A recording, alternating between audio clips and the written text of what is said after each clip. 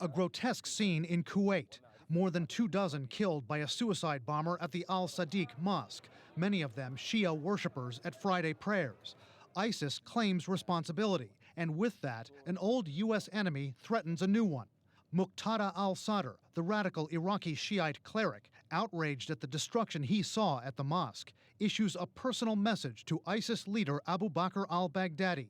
Quote, "O terrorist Abu Bakr, either you reform yourself or we will reform you, along with your followers, by sword." It's a very significant declaration, and it plays right into ISIS's plan. Analysts say ISIS has been trying to bait Shia militias in Iraq, like Sadr's Mahdi army, to attack Sunnis, some of whom side with ISIS, so that ISIS can recruit more Sunnis. The willingness of Muqtada Al-Sadr to jump into the fight reminds Lieutenant Colonel Douglas Ollivant, a former combat officer, of the days in the mid-2000s when Al-Sadr and his militias were public enemy _1 for American forces. The Sadrists, famously initiated a battle with soldiers from my old unit, the 1st Cavalry Division, in Baghdad in early 2004 in Sadr City. And this began a cycle of violence with the Sadrists in Baghdad, in Najaf, and again, eventually in Basra.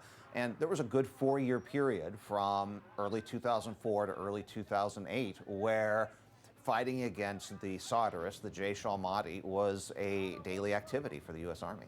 An activity which inflicted significant American casualties.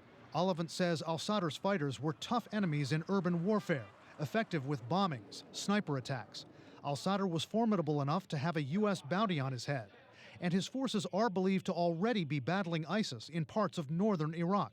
But can his militias realistically target the secretive, security-obsessed Baghdadi? It would be very difficult for Muqtada al-Sadr and his militia supporters to reach Baghdadi inside Syria. Also very difficult for them to reach him in the Sunni areas of Iraq. Wherever he is, he's going to be keeping his location incredibly secret. It'll only be known to a very few number of ISIS operatives.